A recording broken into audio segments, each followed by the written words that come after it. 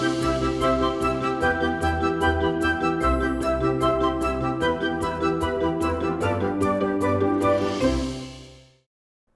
And welcome. मैं हूं प्रियंका संभव। हर शाम को 4 बजे आपसे जुड़ती हूं हेलो मनी 9 लेकर के, जिसमें हम आपके पर्सनल फाइनेंस से जुड़ी हुई अलग अलग टॉपिक्स पर बात करते हैं। और आज मैं अपना फेवरेट टॉपिक लेकर आई हूं, और ये मेरा ही नहीं, आपका भी फेवरेट टॉपिक हो जाना चाहिए, हैप्पी रिटायर्ड लाइफ। इसके लिए क्या करें? इसके लिए पहले से प्लानिंग शुरू करें।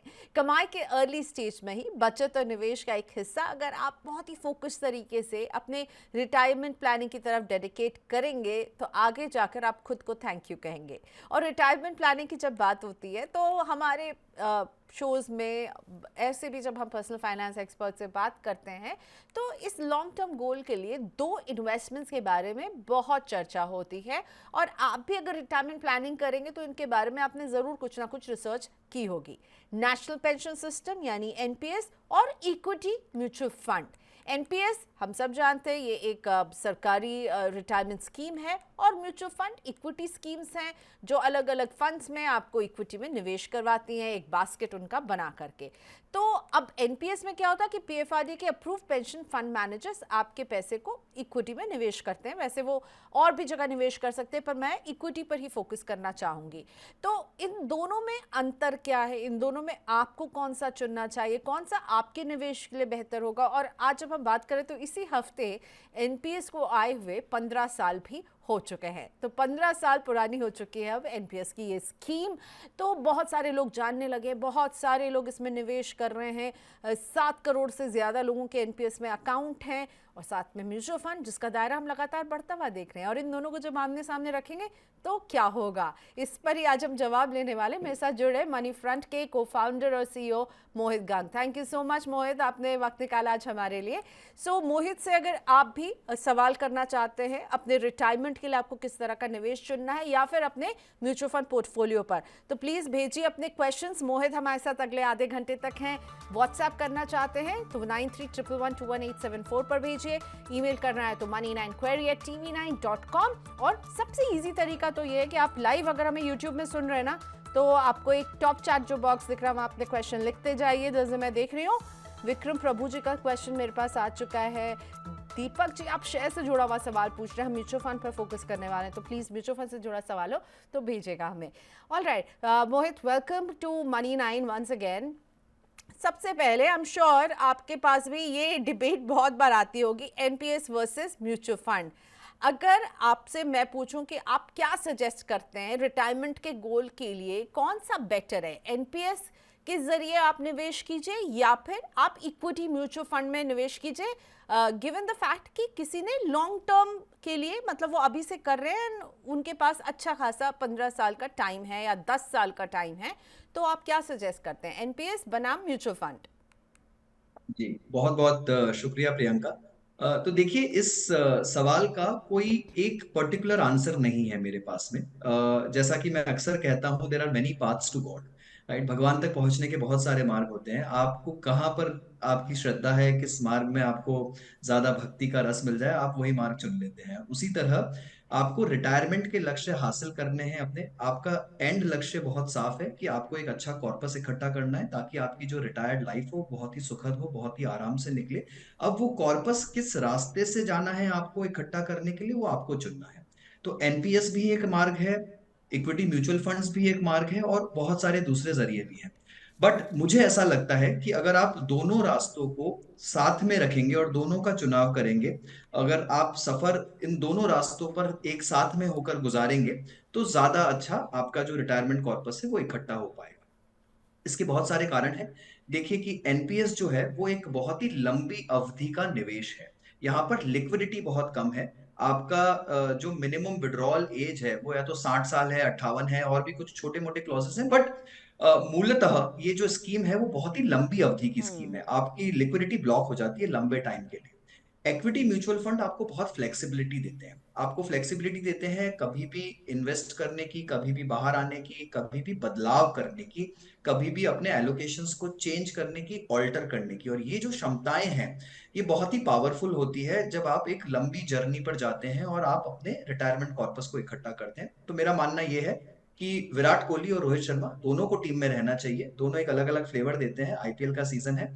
आप ये नहीं बोल सकते कि विराट बनाम कोहली कौन बेहतर है, एक को ही लेना है, वैसा नहीं है। आप दोनों के साथ लेके चलिए, टीम जरूर अच्छी बनेगी। ओके, सो तगड़ी टीम बनानी है तो दोनों कंपोनेंट होने चाहिए आपके पास, और दोनों के अपने अपने कुछ अच्छी बातें हैं, कुछ नहीं है। आपने बात की लिक्विडिटी की, एनपीएस एकदम लॉक्ड इन प्रोडक्ट है। आप 60 साल के जब तक नहीं होंगे, प्रीमेच्योर विड्रॉल के कुछ पॉइंट्स हैं, लेकिन हाँ एकदम लॉक्ड इन रहता है। और म्यूचुअल फंड आपको फ्लेक्सिबिलिटी देता है। लेकिन बात तो मोहित आके वहीं रुकती है ना कि भाई रिटर्न किसमें हमें अच्छा मिल रहा है। और रिटर्न का एक आंकड़ा जो हम देख रहे हैं, वैल्यू रिसर्च की ये सोर्स है जो बता रही है कि भाई लार्ज कैप म्यूचुअल फंड और एनपीएस की इक्विटी फंड को जब उन्होंने कंपेयर किया तो ये दिखने में आ रहा है कि भाई लार्ज कैप से बेटर परफॉर्मेंस रहा है एनपीएस के इक्विटी फंड्स का। इनफैक्ट कुछ मामलों में बहुत ही मामूली सा अंतर है, लेकिन स्टिल एनपीएस जो है वो ज्यादा रिटर्न देते हुए नजर आ रहा है as compare to large cap. और हाँ, फ्लेक्सी कैप से जब कंपेयर किया तो उतना बेहतर रिटर्न नहीं है, पर लार्ज कैप को तो इसने मात दे दी है।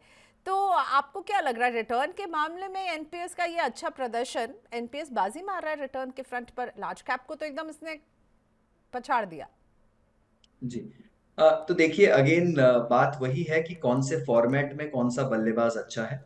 जब आप टेस्ट क्रिकेट की बात करते हैं या 50 ओवर्स क्रिकेट की बात कर सकते हैं, तो हो सकता है कि विराट कोहली जो है वो ज्यादा कंसिस्टेंट और ज्यादा रॉक सॉलिड आपको प्लेयर लगे। बट अगर आप T20 की बात करेंगे तो हो सकता है कि रोहित शर्मा को ज्यादा वोट मिले कि वो थोड़े अग्रेसिव खेल सकते हैं।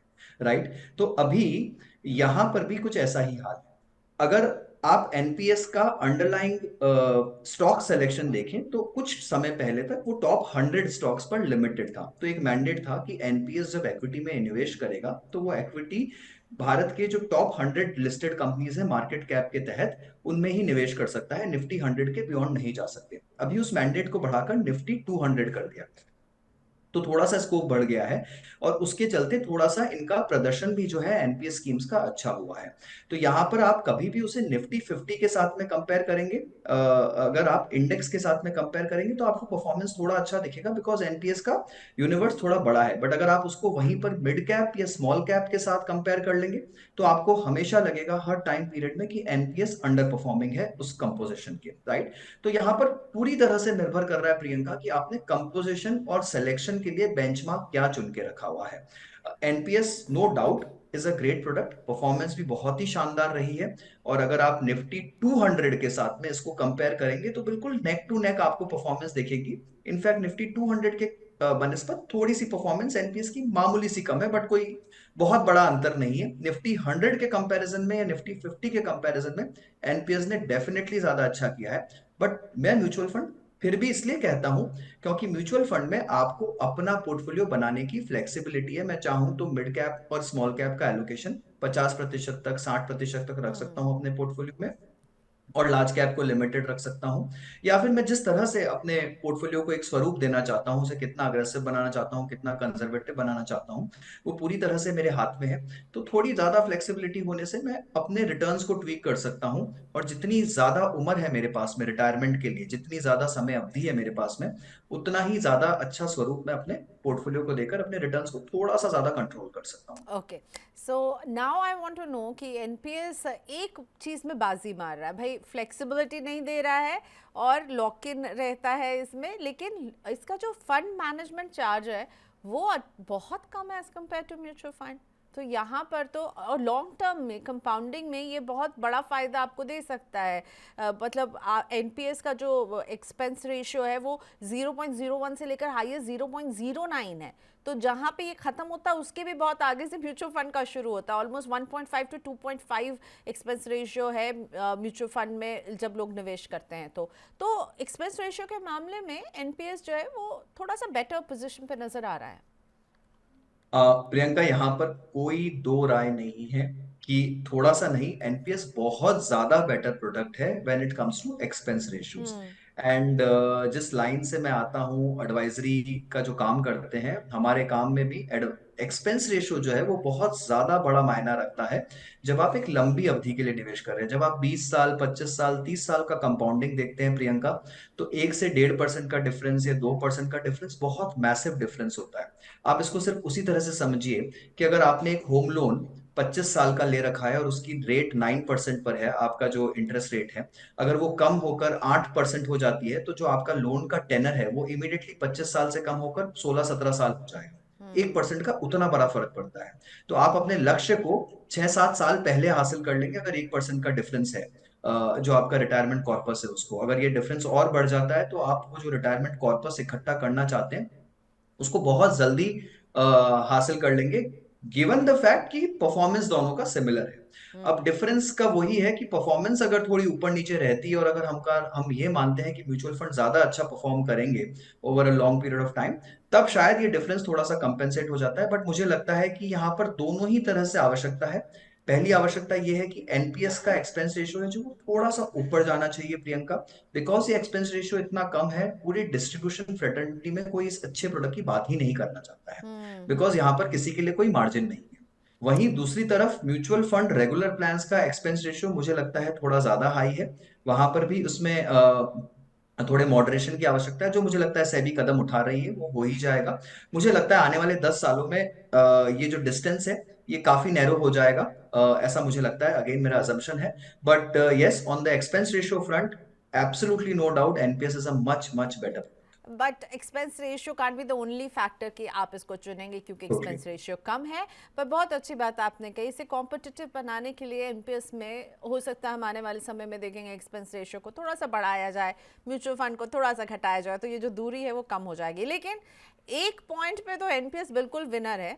ठीक है, निवेश के लिए तो हमने समझा, टैक्स के फ्रंट पर एनपीएस के अलावा कुछ और है नहीं, क्योंकि म्यूचुअल फंड में अगर आप निवेश करेंगे तो भाई आप जब तक इक्विटी लिंक सेविंग स्कीम में नहीं कर रहे होंगे आपको टैक्स बेनिफिट नहीं मिलेगा। कैपिटल गेन्स का बेनिफिट भी आपको जो है वो 1 लाख तक के गेन्स के ऊपर जो है वो आपको वहां पे भी टैक्स देना होगा। सो आई गेस टैक्स के फ्रंट पर तो NPS is the clear winner. Mohit Priyanka, मुझे लग रहा है आप एनपीएस की तरफ से बैटिंग कर रही हैं। और आप बट म्यूचुअल फंड की यस, तरफ से नहीं नहीं, मैं थोड़ा न्यूट्रल रहने की कोशिश कर रहा हूँ, मुझे दोनों ही बहुत अच्छे लगते हैं।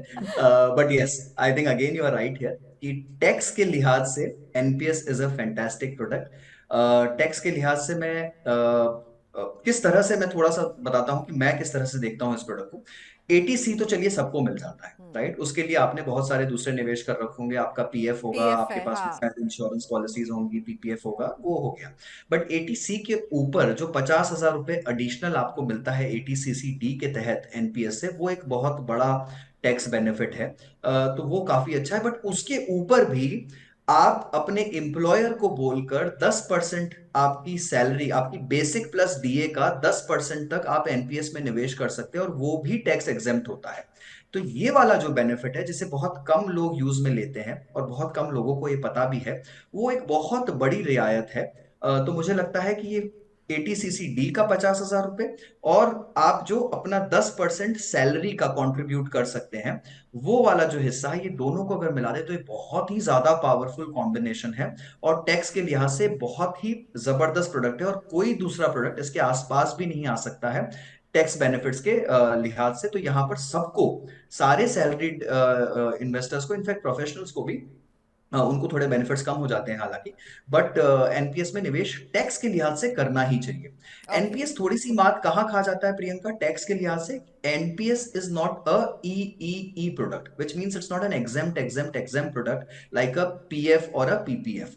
जब वो विड्रॉल करते हैं आप, तो आपको कुछ हिस्सा इसका एनविटी में लेना पड़ता है, आप पूरा हिस्सा टैक्स फ्री विड्रॉल नहीं कर सकते हैं। 60% तक मेरे ख्याल से जो अभी की लिमिट है, 60% तक आप इसको tax you are free right, withdrawal कर यस। सकते हैं, बट बाकी का आपको एनविटी खरीदना पड़ेगा और वो एनविटी का जो इनकम है वो टैक्सेबल हो जाती है आपके टैक्स ब्रैकेट में जुड़ के। तो वहां पर थोड़ा सा मुझे लगता है एक ड्रॉबैक है टैक्स के लिहाज से, और शायद एक ये कारण बहुत बड़ा है कि एनपीएस इतना पॉपुलर नहीं हो पाया है अभी तक। But okay. Otherwise yes, from a regular stream perspective I think it's a fantastic product अगर आपको टैक्स सेविंग के लिहाज से देखना। यस, तो एक्सपेंस रेशियो और टैक्स सेविंग में बाजी मार रहा है, लेकिन लॉक इन पीरियड में फिर मामला फंस जाता है, क्योंकि भाई 60 साल के जब आप होंगे तब आप पैसे निकाल विड्रॉ कर पाएंगे, प्लस आप सिर्फ 60% विड्रॉ कर पाएंगे, बाकी आपको एनुटी के तौर पर लेना है। तो ये जो विड्रॉल और लॉक इन है एनपीएस का, क्योंकि आपको लग रहा था कि मैं सिर्फ एनपीएस की तारीफ कर रही हूँ, मुझे लगता है यहाँ पर ये स्कीम मात खाती है। अगर इसको सरकार बदले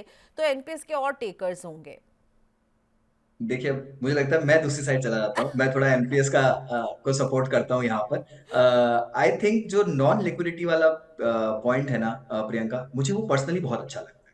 हो सकता है कि निवेशकों के लिहाज से वो इतना अच्छा पॉइंट ना हो, बट जिस चीज को आप छेड़ेंगे नहीं, देखेंगे नहीं, छुएंगे नहीं, उसे चलने देंगे, वो आपको हमेशा ही बहुत ज्यादा अच्छा रिटर्न देंगे। चाहे वो आपका पड़ा हुआ प्रॉपर्टी हो, जमीन हो, सदियों से आपके घर में रखा हुआ गोल्ड हो, सबने रिटर्न इसलिए अच्छा दिया है क्योंकि आपने उसको छुआ नहीं है, आपने उसके साथ में छेड़छाड़ नहीं की है।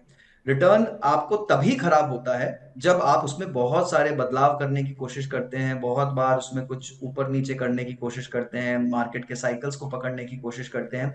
तो ये जो नॉन लिक्विडिटी है, मुझे लगता है ये एक तरह से एनपीएस का सबसे बड़ा बेनिफिट है। निवेशकों को थोड़ी असुविधा जरूर होती है, तो वही पैसा आप डालिए जिसे आप बिल्कुल भूल जाना चाहते हैं, और वो पैसा आपको डेफिनेटली बहुत अच्छा रिटर्न देगा एक लंबी अवधि में।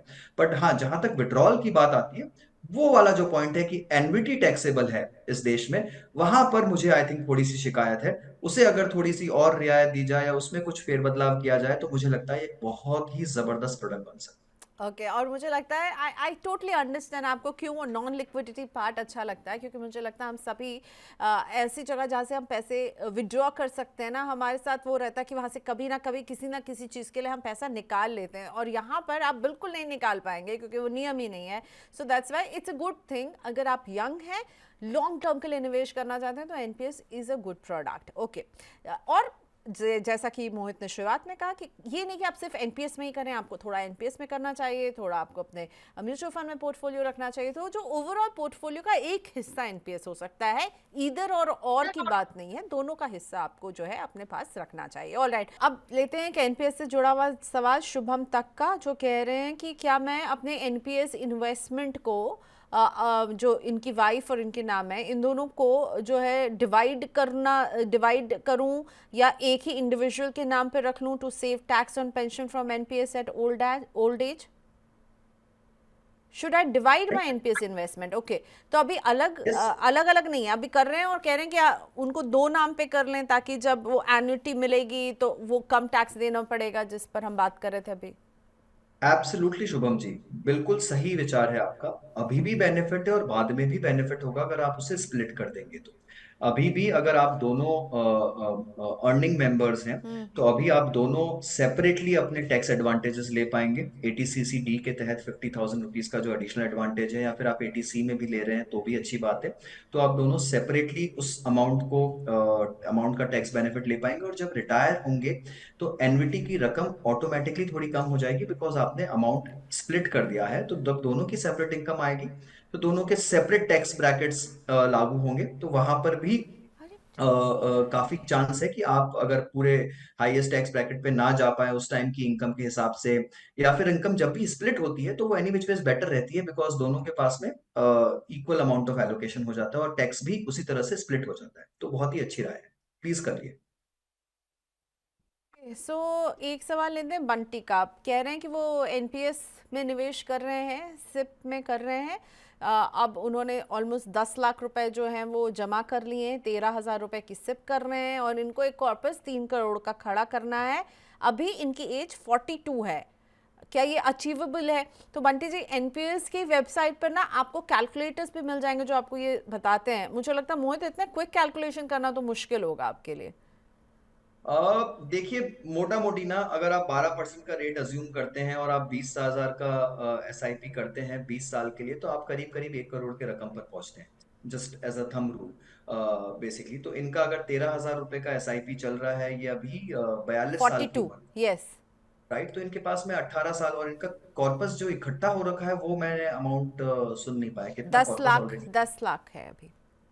ओके, तो 3 करोड़ की रकम शायद थोड़ी सी दूर रहेगी। इनको थोड़ा अपना एनपीएस का एलोकेशन बढ़ाना पड़ेगा, या फिर थोड़ा सा म्यूचुअल फंड का एसआईपी इनको शुरू करना पड़ेगा। मुझे लगता है 3 करोड़ की जो रकम है वो थोड़ी सी शायद बड़ी रकम हो सकती है।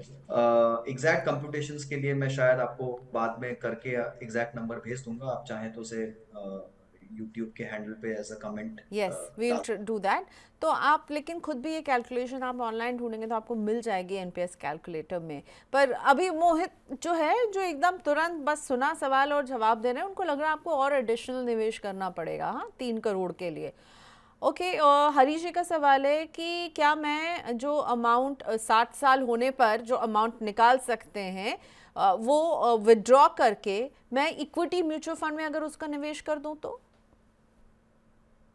इक्विटी म्यूचुअल फंड का में निवेश उस टाइम पर करना, प्रियंका, थोड़ा सा मुझे लगता है कि यहाँ पर 60 साल में डिपेंड करता है कि आपके पास में कॉर्पस कितना होगा हरीश जी, ऑनेस्टली।